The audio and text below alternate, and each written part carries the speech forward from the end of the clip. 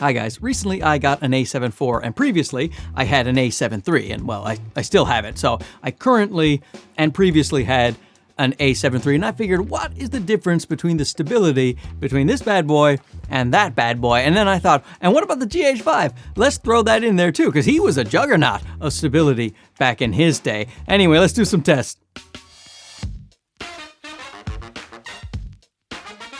Okay, I gotta make this one quick because I just turned off the heat here in the house and it's freezing in Toronto right now. But it's just the heat, the vents, they interfere with my fantastic audio, my professional audio. I can't do that to you guys. Anyway, so my family, they're all in their beds, sleeping and freezing. So let's get on with this. Okay, so in this first one, I am going to test the IBIS alone in the A7 III and the A7 IV, and then the IBIS with a stabilized lens. So the tests are going to be vlogging style out in my backyard. I will just be doing circles like a gigantic lunatic. Enjoy the show.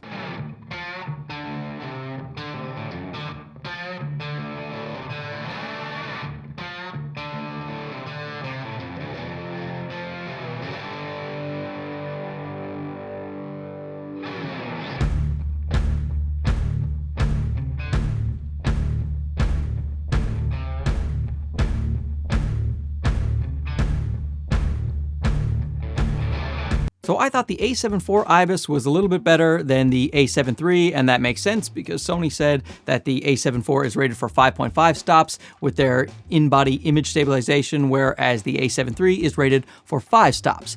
However, I thought the stabilized lens, I used the 16-35 f4. I thought the combination of the IBIS and stabilized lens was again better in the A7 IV than the A7 III. However, I thought the A7 III with the IBIS and the OSS was better than the A7 IV's IBIS on its own.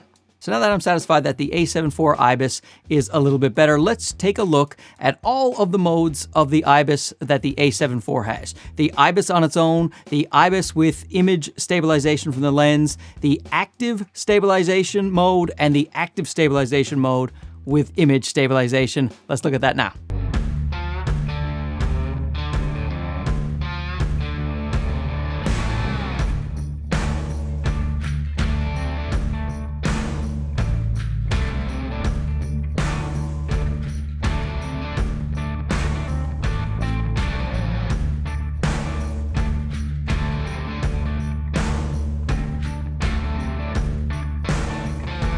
Boy, that active is pretty good. I know it crops in a little bit, but it makes the camera much more usable. I would choose the active stabilization in either mode, whether it's just the camera alone or the camera with a stabilized lens. I think the active is better than regular IBIS with a stabilized lens. But let's not forget the A7 IV has one more mode, and that is recording the gyroscopic data and then running that through Catalyst Browse, and that creates the smoothest possible footage you're going to get out of a Sony camera, in my opinion, if you don't have a gimbal. I talk about Catalyst Browse a lot on my channel. If you haven't seen it already, where you been? Come on, man, we're doing great things here. So I really like Catalyst Browse. Let me just show you an example of Catalyst Browse now from the A7 IV.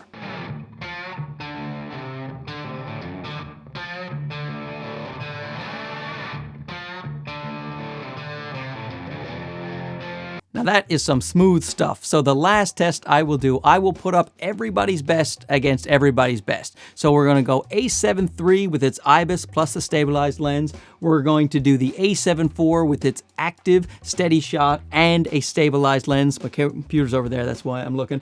The A7 IV with Catalyst Browse, I just showed you. And we're going to throw in the GH5. Now the GH5 is just IBIS and lens stabilization. I didn't do the E stabilization, and this is the original GH5, not the GH5 II. Anyway, here we go.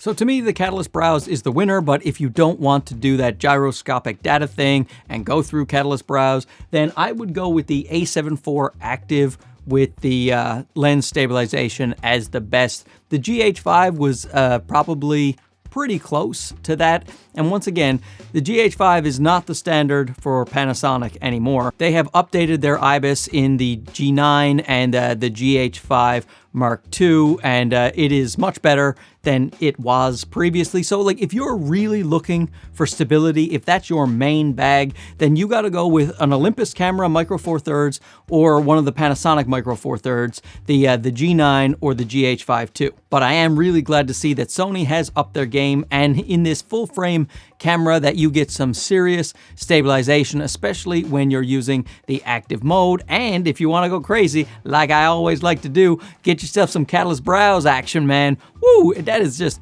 no more gimbals for me, man. I don't take around the gimbal when I'm doing the vlogging and stuff like that. If I'm shooting like a short film or a documentary or whatever, yeah, you know, I'll use the gimbal so I can get my shutter speed just perfect.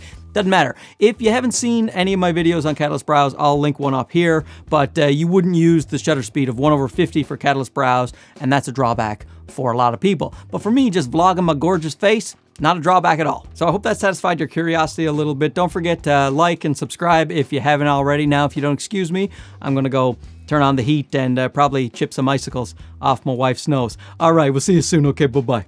That was not a euphemism, by the way, for anything. We're very boring.